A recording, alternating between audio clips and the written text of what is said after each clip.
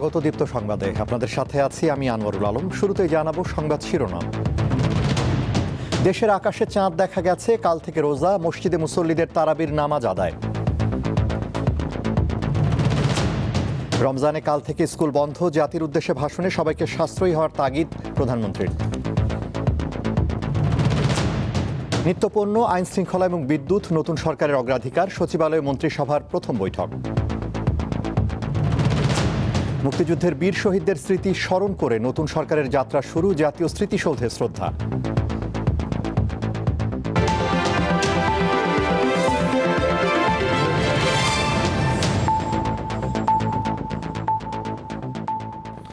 এবার বিস্তারিত। দেশের আকাশে পবিত্র রমজান মাসের চাঁদ দেখা গেছে। কাল বৃহস্পতিবার থেকে সারা দেশে শুরু হচ্ছে রোজা। এরই মধ্যে তারাবির নামাজ আদায়ের মধ্য দিয়ে শুরু হয়েছে পবিত্র মাহে রমজানের আনুষ্ঠানিকতা। বাংলাদেশের আকাশে 1447 হিজরি সনের পবিত্র রমজান মাসের চাঁদ দেখা গেছে। বৃহস্পতিবার থেকে পবিত্র রমজান মাস গণনা করা হবে। বুধবার সন্ধ্যায় জাতীয় মসজিদ বাইতুল মুকাররমে ইসলামিক ফাউন্ডেশন সভাকক্ষে জাতীয় চাঁদ দেখা কমিটির বৈঠক হয়। পরে গণমাধ্যমের কাছে চাঁদ দেখা এবং রোজা শুরুর কথা জানান ধর্মমন্ত্রী। 1447 হিজরি সালের পবিত্র রমজান মাসের চাঁদ দেখা সম্পর্কে সকল জেলা প্রশাসক, ইসলামী ফাউন্ডেশনের প্রধান কার্যালয়, বিভাগীয় ও জেলা কার্যালয়সমূহ, বাংলাদেশ আবহাওয়া অধিদপ্তর এবং মহাকাশ ও গবেষণা এবং দূর অনুধাবন প্রতিষ্ঠান হতে প্রাপ্ত তথ্য নিয়ে পর্যালোচনা করে দেখা যায় যে বাংলাদেশের আকাশে পবিত্র রমজান মাসের চাঁদ দেখা দিয়েছে। চাঁদ দেখার পর রাতেই তারাবিহ নামাজ আদায় করেছেন ধর্মপ্রাণ মুসল্লিরা। বছর পেরিয়ে আবারও সিয়াম পালনের সুযোগ পাওয়ায় মহান আল্লাহর নিকট শুকরিয়া আদায় করেন তারা। যারা আল্লাহকে সন্তুষ্টি করার জন্য রোজা রাখবে, তারাবির নামাজ পড়বে, তাদের বিগত জীবনের সমস্ত গুনাহ আল্লাহ মাফ করে দিবেন। আজকে আমরা তারাবি নামাজ পড়ব এবং আগামীকাল পহেলা রমজান ইনশাআল্লাহ হবে। রোজার পবিত্রতা রক্ষায় আহ্বান জানান সংশ্লিষ্টরা। মেহেদী হাসান, দীপ্ত সংবাদ, ঢাকা। পবিত্র রমজান উপলক্ষে দেশের সকল প্রাথমিক ও মাধ্যমিক বিদ্যালয়ে ছুটি শুরু হচ্ছে কাল থেকে। আজ বুধবার শিক্ষা মন্ত্রণালয় এবং প্রাথমিক ও গণশিক্ষা মন্ত্রণালয় 2026 সালের শিক্ষাবর্ষের সংশোধিত ছুটির তালিকা ও শিক্ষাপঞ্জি নির্ধারণ করেছে। সেখানে এই ছুটির বিষয় উল্লেখ করা হয়েছে। পরে মন্ত্রণালয়ের দুটি এ সংক্রান্ত পৃথক প্রজ্ঞাপন জারি করে। প্রজ্ঞাপনে বলা হয়েছে, পবিত্র রমজান, শ্রী শ্রী হরিচাঁদ ঠাকুরের আবির্ভাব, শবে কদর, জুমাতুল বিদা, ঈদুল ফিতর এবং স্বাধীনতা ও জাতীয় দিবস উপলক্ষে 19 ফেব্রুয়ারি থেকে আগামী 26 মার্চ পর্যন্ত ছুটি থাকবে।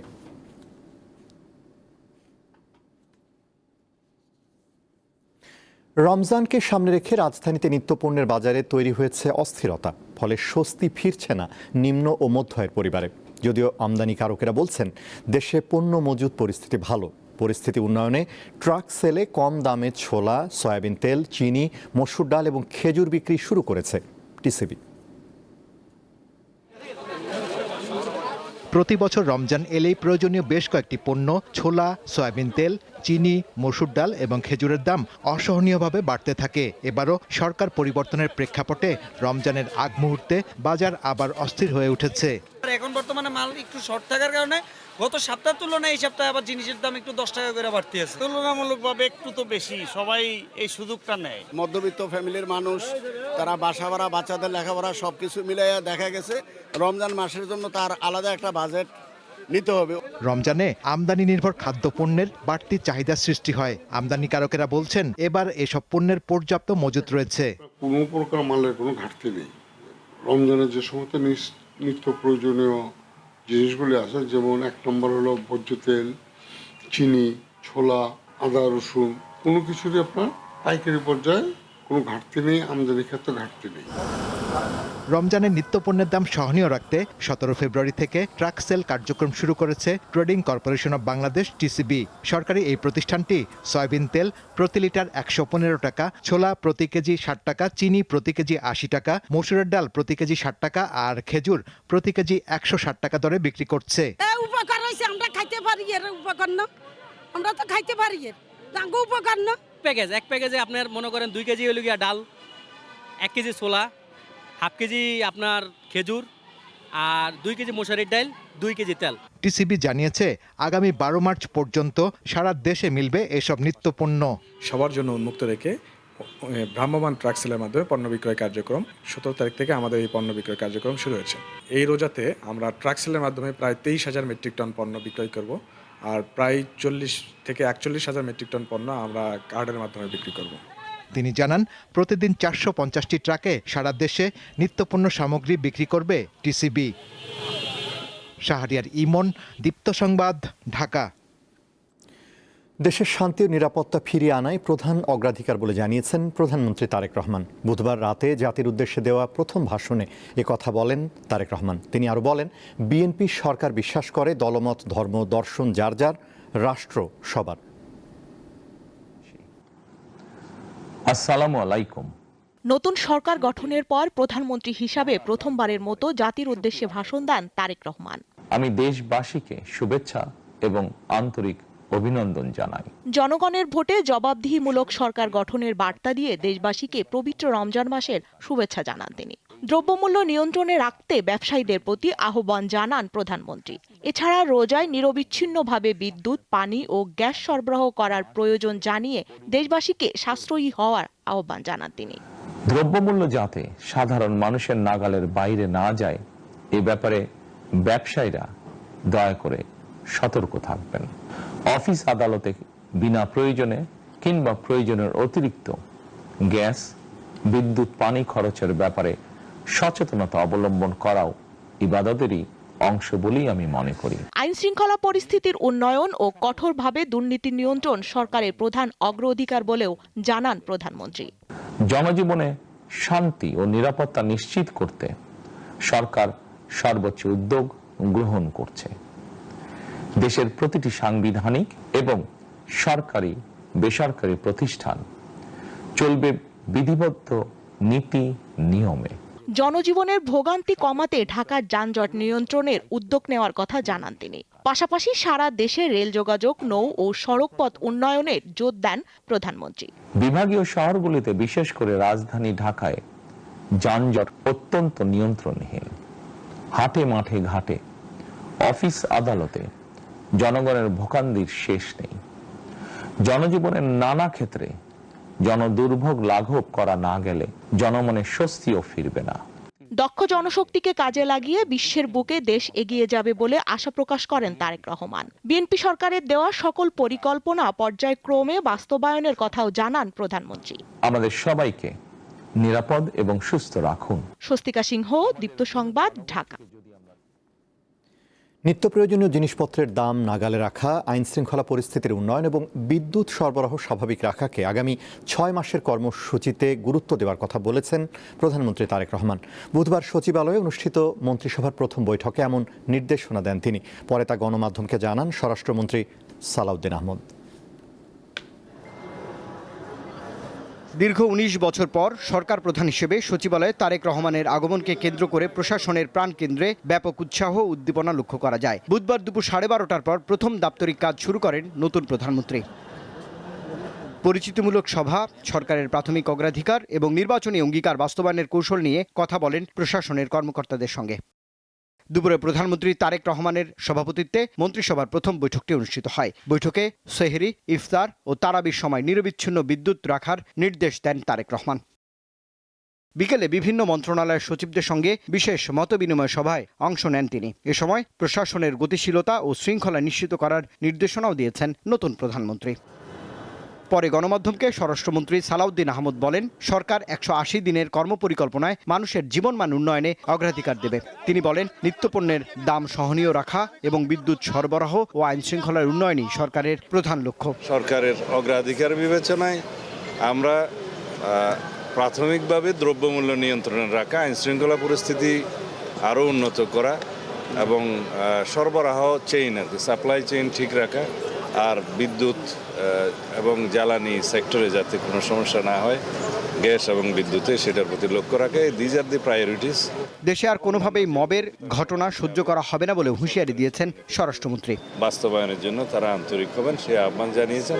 রুবায়েত হাসান, দীপ্ত সংবাদ, ঢাকা। পর্যাপ্ত মজুদ থাকায় রমজানে নিত্যপণ্য নিয়ে আতঙ্কিত হওয়ার কিছু নেই বলে জানিয়েছেন নতুন বাণিজ্যমন্ত্রী আব্দুল মুক্তাদির। আর অর্থনীতিতে গতি ফেরাতে প্রাতিষ্ঠানিক সক্ষমতা বাড়ানোর উপর জোর দিয়েছেন অর্থমন্ত্রী আমির খসরু মাহমুদ চৌধুরী। বুধবার সচিবালয়ে প্রথম কর্মদিবসে এসব কথা বলেন তারা। মন্ত্রিসভার সদস্যরা প্রতিটি খাতকে দুর্নীতিমুক্ত রাখার প্রত্যয় ব্যক্ত করেন। সিলেট এক আসন নিয়ে মিথ, যারাই এই আসনটিতে নির্বাচনে জয়ী হয় তারাই গঠন করে সরকার। এবারও তার ব্যতিক্রম হয়নি। ধানের শীষের প্রার্থী খন্দকার আব্দুল মুক্তাদির জয়ী হয়েছেন এই আসনে। 2 দশক পর ভূমিধস বিজয়ে সরকার গঠন করেছে দলটি। নতুন প্রধানমন্ত্রী তারেক রহমান সিলেট এক আসনের সংসদ সদস্য আব্দুল মুক্তাদিরকে দিয়েছেন বাণিজ্য, শিল্প এবং বস্ত্র ও পাট মন্ত্রণালয়ের দায়িত্ব। বিএনপির তৃণমূলের এই রাজনীতিবিদ প্রথম দিন সচিবালয়ে অফিস করেন, জানান তার আগামীর পরিকল্পনা। আমাদের ইনভেস্টমেন্ট ছাড়া 2 বছর আমরা পার করেছি বা 3 বছর। এই স্ট্যাগনেটেড ইনভেস্টমেন্টটা আমাদের জন্য একটা বিশাল দায়। এখান থেকে দ্রুত বেরিয়ে আসতে হবে। এলডিসি গ্রাজুয়েশনটা আমরা ডেফার করতে চাই। 50 সদস্যের নতুন মন্ত্রিসভার 41 জনই প্রথমবার মন্ত্রী হয়েছেন। ত্যাগী রাজনীতিবিদ টাঙ্গাইলের সুলতান সালাউদ্দিন টুকু পেয়েছেন কৃষি, মৎস্য ও প্রাণী সম্পদ এবং খাদ্য মন্ত্রণালয়ের প্রতিমন্ত্রীর দায়িত্ব। নির্বাচনে আমাদের 31 দফাতে প্রতিশ্রুতি আছে যে আমরা কৃষি কার্ড বিতরণ করব। সেটি নিয়ে ইনশাল্লাহ আমরা যাতে সঠিকভাবে সেই কার্ডটি বন্টন করতে পারি সেই ব্যাপারে আমরা সার্বিক পদক্ষেপ নেব ইনশাল্লাহ। দায়িত্ব নিয়েই অর্থনীতিতে গতি ফেরানোর প্রতিশ্রুতি দিয়েছেন নতুন অর্থমন্ত্রী। দ্রুত স্থানীয় সরকার নির্বাচনের কথা জানিয়েছেন স্থানীয় সরকার মন্ত্রী। আর দুর্নীতি ও সিন্ডিকেট ভেঙে দেওয়ার ঘোষণা দিয়েছেন স্বাস্থ্যমন্ত্রী। তো এটুকু আমি কথা দিতে পারি, there will be no corruption. করতে পারবে না কেউ ইনশাল্লাহ। সিন্ডিকেট ভেঙে দেবো। আইন শৃঙ্খলা পরিস্থিতি আগের চেয়ে অনেক ইম্প্রুভ হয়ে যায় মনে করি। ম্যাক্রো ইকোনমিক স্টেবিলিটি এটা অনেকটা এসছে, ব্যাংকটা তো অনেকটা কন্ট্রোলে এসছে। যত দ্রুত সম্ভব আমরা এগুলো নির্বাচনের ব্যবস্থা করব, যত দ্রুত সম্ভব। এটা আপনার তো আরেকদিন সম্ভব না, but will immediately try to go for that. ইনস্টিটিউশনগুলোকে রিকভার করতে হবে, ইনস্টিটিউশনগুলোর মধ্যে প্রফেশনালিজম আনতে হবে, স্বচ্ছতা আনতে হবে, এফিসিয়েন্সি আনতে হবে। এটা হচ্ছে গুরুত্বপূর্ণ বিষয়। সচিবালয়ে প্রথম দিন অফিস শুরু করার পর দুর্নীতিমুক্ত দেশ গড়ার কথা জানান নতুন মন্ত্রী প্রতিমন্ত্রীরা। শিউলি শবনম, দীপ্ত সংবাদ, ঢাকা। সাভারে জাতীয় স্মৃতিসৌধে মহান মুক্তিযুদ্ধের বীর শহীদদের প্রতি শ্রদ্ধা জানিয়েছেন নতুন প্রধানমন্ত্রী তারেক রহমান। এরপর শেরেবাংলা নগরে বাবা মার সমাধিতেও শ্রদ্ধা জানান প্রধানমন্ত্রী। সেখানে দোয়া ও মোনাজাত করেন।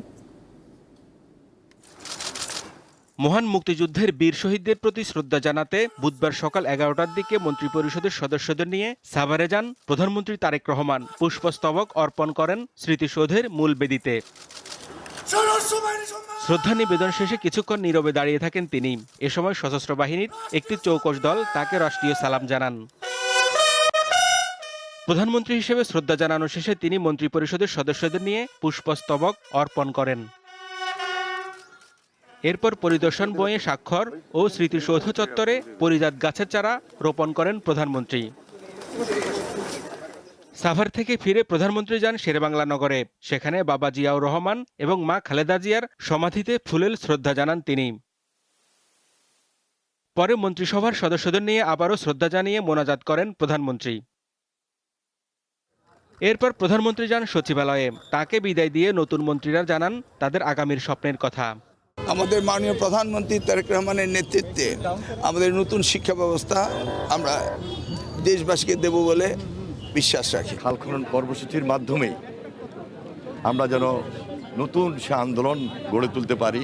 আমার উপর অর্পিত যে দায়িত্ব, যে আমানত বা আমাদের উপর সবকিছু যেন সুন্দরভাবে করতে পারি, আমানতটা রক্ষা করতে পারি। স্ব মন্ত্রণালয় নিয়ে পরিকল্পনার কথা জানান প্রতিমন্ত্রীরাও। হাজারো যোদ্ধারা যারা এখনো পঙ্গু হয়ে আছে, তাদের যে আকাঙ্ক্ষা, সারা দেশের মানুষের যে লড়াই, এই আকাঙ্ক্ষা পূরণ করাটাই কিন্তু এই সরকারের, এই সংসদের প্রধান দায়। বাংলাদেশের মতো একটা জনবহুল রাষ্ট্রের ইকোনমিটা দাঁড়িয়ে আছে একটা বড় সাপোর্টের জায়গা আমাদের এই প্রবাসীদের রেমিটেন্স। সুতরাং তাদের সুযোগ সুবিধা নিশ্চিত করা। নতুন সরকারের এই অভিযাত্রায় সমৃদ্ধ ও গণতান্ত্রিক বাংলাদেশ গড়ার প্রত্যয় তাদের কণ্ঠে। সুন্দর নতুন বাংলাদেশ আমরা গড়ে তুলব ইনশাআল্লাহ। হেদায়েতুল্লাহ সীমান্ত, দীপ্ত সংবাদ, ঢাকা। অমর একুশে গ্রন্থমেলা শুরু হচ্ছে আগামী 25 ফেব্রুয়ারি। 15 মার্চ পর্যন্ত বইমেলা চলবে বলে জানিয়েছেন সংস্কৃতিমন্ত্রী নিতাই রায়চৌধুরী। বুধবার সন্ধ্যায় বাংলা একাডেমির সভাকক্ষে প্রকাশক এবং মেলার আয়োজক বাংলা একাডেমি কর্তৃপক্ষের সঙ্গে বৈঠকে এ সিদ্ধান্ত হয়। বৈঠকে সংস্কৃতি প্রতিমন্ত্রী আলী নেওয়াজ মাহমুদ খৈয়মও উপস্থিত ছিলেন। এবারের মেলায় স্টল ভাড়া মওকুফ করার সিদ্ধান্ত নেওয়া হয়েছে ওই বৈঠকে। কয়েকদিন থেকে মেলা আয়োজন নিয়ে জটিলতার মধ্যে বুধবার নতুন সরকারের প্রথম কার্যদিবসে দুই মন্ত্রী এ নিয়ে বৈঠক করেন প্রকাশক ও বাংলা একাডেমি কর্তৃপক্ষের সঙ্গে।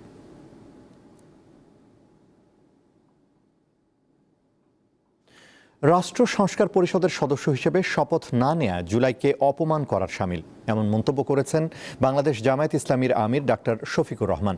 বুধবার সকালে রাজধানীর মিরপুরে নিজের সংসদীয় এলাকায় পরিষ্কার পরিচ্ছন্ন কর্মসূচিতে অংশ নিয়ে তিনি এ মন্তব্য করেন। জামায়াত আমির জানান, জুলাইয়ের আকাঙ্ক্ষা বাস্তবায়ন করা এ সরকারের পবিত্র দায়িত্ব। সরকার উদ্যোগ নিলে বিরোধী দল হিসেবে আমরা সর্বাত্মক সহযোগিতা করব।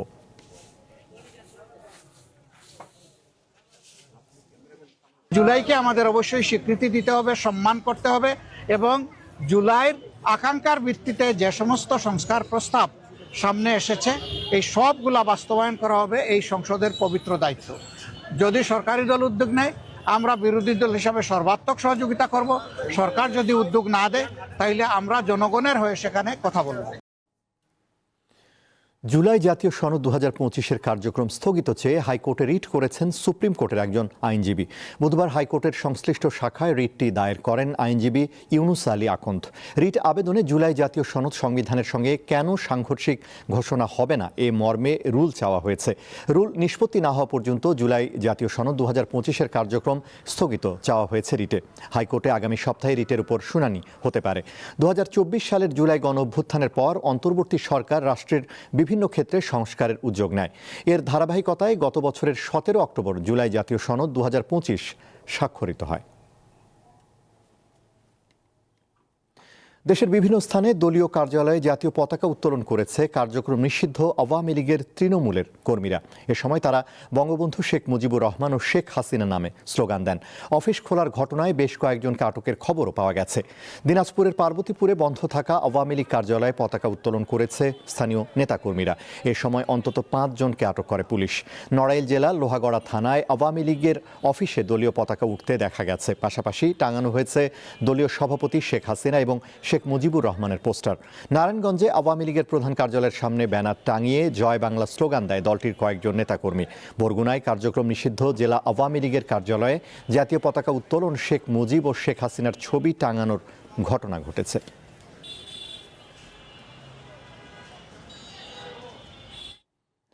রাজধানীর কারওয়ান বাজারে পুড়িয়ে দেয়া প্রথম আলো ভবনের সামনে শুরু হয়েছে ব্যতিক্রমী শিল্পকর্ম প্রদর্শনী। অগ্নিকাণ্ড কবলিত ভবনটি নিয়ে শিল্পী মাহবুবুর রহমানের আলো নামের এই প্রদর্শনী চলবে 28 ফেব্রুয়ারি পর্যন্ত। সর্বস্তরের দর্শকদের জন্য প্রতিদিন বেলা 11টা থেকে 1টা এবং বেলা 3টা থেকে বিকেল 5টা পর্যন্ত প্রদর্শনী খোলা থাকবে। বুধবার প্রদর্শনীর উদ্বোধন অনুষ্ঠানে সাংবাদিক নেতৃবৃন্দ স্বাধীন সাংবাদিকতা ও গণতন্ত্রকে সুসংহত করতে দেশের সাংবাদিকদের মধ্যে দৃঢ় ঐক্য সৃষ্টির প্রত্যয় ব্যক্ত করেন। গত বছর 18 ডিসেম্বর রাতে দুর্বৃত্তরা প্রথম আলো কার্যালয়ে হামলা চালায়। তারা লুটপাট চালানোর পর ভবনটিতে আগুন ধরিয়ে দেয়। এরপর তারা দ্য ডেইলি স্টার ভবনে হামলা চালায়।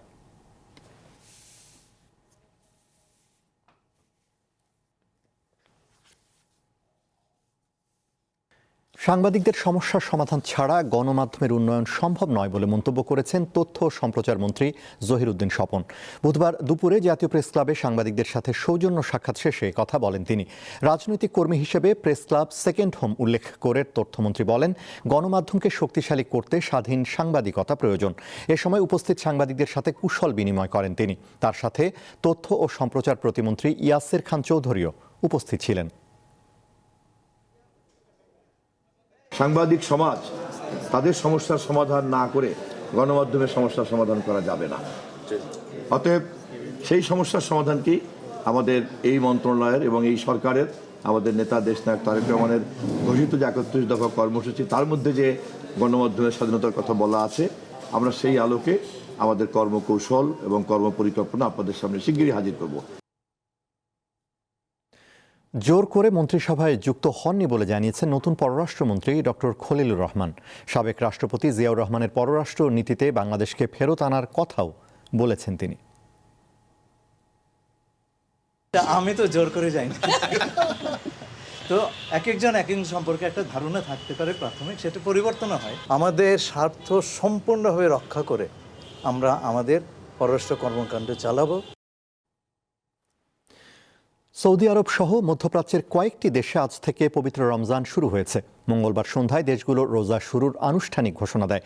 প্রথমে চাঁদ দেখা যাওয়ার খবর প্রকাশ করে সৌদি আরব, এরপর একই সিদ্ধান্ত জানায় সংযুক্ত আরব আমিরাত এবং কাতার। তবে মঙ্গলবার রমজানের চাঁদ দেখা না যাওয়ায় বৃহস্পতিবার থেকে প্রথম রোজা শুরুর ঘোষণা দিয়েছে অন্তত 8টি দেশ। এই দেশগুলোর মধ্যে রয়েছে ওমান, ইন্দোনেশিয়া, তুরস্ক, মালয়েশিয়া, সিঙ্গাপুর, ব্রুনেই, ফিলিপিন্স এবং জাপান। এসব দেশের ধর্মীয় কর্তৃপক্ষ জানিয়েছে মঙ্গলবার সন্ধ্যায় কোথাও নতুন চাঁদ দৃশ্যমান না হওয়ায় শাবান মাস 30 দিন পূর্ণ করে বৃহস্পতিবার থেকে রমজান শুরু হবে। যুক্তরাষ্ট্রের সঙ্গে পারমাণবিক সক্ষমতা নিয়ে নতুন দফা আলোচনার মধ্যেই হরমুজ প্রণালী সাময়িকভাবে বন্ধের ঘোষণা দিয়েছে ইরান। দেশটির ইসলামিক রেভলিউশনারি গার্ড কর্পস মঙ্গলবার এক বিবৃতিতে এ তথ্য নিশ্চিত করেছে। বিবৃতিতে বলা হয়, প্রতিরক্ষা বাহিনীর মহড়ার কারণে সাময়িকভাবে হরমুজ প্রণালী বন্ধ রাখা হয়েছে। মহড়া শেষ হলে ফের এটি খুলে দেওয়া হবে। তবে কবে মহড়া শেষ হবে সে সংক্রান্ত কোনো তথ্য বা ইঙ্গিত দেওয়া হয়নি। এবারে টি-20 বিশ্বকাপ থেকে বাদ পড়া বাংলাদেশ পরবর্তী আসরে সরাসরি খেলার সুযোগ পেতে যাচ্ছে। র্যাঙ্কিংয়ের ভিত্তিতে 2028 বিশ্বকাপে খেলবে বাংলাদেশ। আইসিসি বুধবার সংবাদ বিজ্ঞপ্তিতে জানিয়েছে, এই বিশ্বকাপের সুপার 8-এ ওঠা 8 দল সরাসরি আগামী আসরে খেলা নিশ্চিত করেছে। নিয়ম অনুযায়ী 2026 বিশ্বকাপের সুপার 8-এ খেলা 8 দলের সঙ্গে স্বাগতিক 2 দল এবং র্যাঙ্কিং থেকে আরও 2 দল সরাসরি সুযোগ পাবে। অস্ট্রেলিয়া ও নিউজিল্যান্ডে অনুষ্ঠেয় 2028 বিশ্বকাপে এবারের বিশ্বকাপে সুপার 8-এ ওঠা Bharat, England, Pakistan, South Africa, Sri Lanka, New Zealand, West Indies ও জিম্বাবুয়ে পেয়ে গেছে আগামী আসরের টিকিট। এবার গ্রুপ পর্ব থেকে বাদ পড়লেও স্বাগতিক হিসেবে সরাসরি আসরে খেলবে অস্ট্রেলিয়া। বাংলাদেশে এসেছেন 2014 বিশ্বকাপ জয়ী জার্মানির ফুটবলার মেসুত ওজিল। বুধবার বিকেলে ঢাকা বিশ্ববিদ্যালয়ে পৌঁছলে তাকে ফুলেল শুভেচ্ছা জানান ডাকসুর ভিপি সাদিক কায়েম। রোহিঙ্গা শরণার্থী ক্যাম্পে যাওয়া সহ বিভিন্ন জনকল্যাণমূলক কাজে এসেছেন বাংলাদেশে। ঢাকা বিশ্ববিদ্যালয়ে মর্তুজা মেডিকেল সেন্টার উদ্বোধন করেন বিশ্বকাপ জয়ী এই ফুটবলার। তুরস্ক সরকারের আওতাধীন টিকা নামের একটি প্রজেক্ট শহীদ মর্তুজা মেডিকেল সেন্টারের বেশ কিছু উন্নয়নমূলক কাজে ঢাকা বিশ্ববিদ্যালয়ে প্রশাসনকে সাহায্য করছে। এই প্রজেক্টের উদ্বোধন করতেই মূলত ওজিলের ঢাকায় আসা। তার সঙ্গে এসছেন তুরস্কের রাষ্ট্রপতির ছেলে তাইয়েফ এরদোয়ান। বৃহস্পতিবার কক্সবাজার রোহিঙ্গা ক্যাম্পে যাওয়ার কথা রয়েছে তাদের।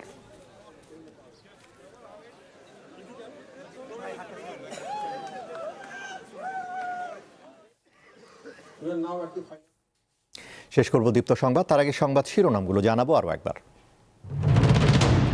দেশের আকাশে চাঁদ দেখা গেছে, কাল থেকে রোজা, মসজিদে মুসল্লিদের তারাবির নামাজ আদায়। রমজানে কাল থেকে স্কুল বন্ধ, জাতির উদ্দেশ্যে ভাষণে সবাইকে সাশ্রয়ী হওয়ার তাগিদ প্রধানমন্ত্রীর। নিত্যপণ্য, আইন শৃঙ্খলা এবং বিদ্যুৎ নতুন সরকারের অগ্রাধিকার, সচিবালয়ে মন্ত্রিসভার প্রথম বৈঠক। এবং মুক্তিযুদ্ধের 20 শহীদদের স্মৃতি স্মরণ করে নতুন সরকারের যাত্রা শুরু, জাতীয় স্মৃতিসৌধে শ্রদ্ধা।